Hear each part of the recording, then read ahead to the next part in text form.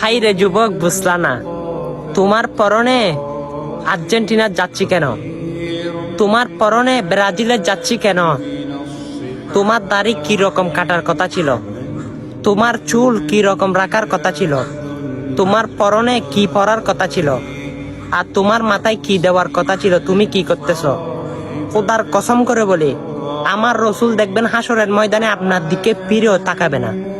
কারণ আপনি দুনিয়া থাকাকালীন সে নবীর আদেশ কর্মগুলো পালন করতেছেন না।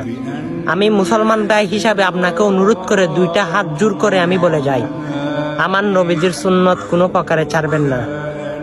অবশ্যই আপনি বুঝতেছেন না, সেই কঠিন দিনে আমার রসুল আপনাকে সাফায়াত করে জান্নাতে নিয়ে যাইবে না। অবশ্যই সেই রসুলকে যদি রাজি করতে দুনিয়াতে পারেন, আখিরাতেও দেখবেন শান্তি পাবেন। অবশ্যই এই কথাটা সকল যুবকদের কাছে আপনাদের হাতে দুইটা হাত জোর করে আমি বলতে চাই, এই কথাটা সবার কাছে কাছে জানিয়ে দিন। আপনার কারণে কেউ না কেউ আমার রসুলের সুন্নত অনুযায়ী চলতে পারবে।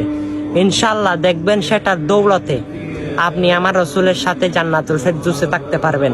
আমিন।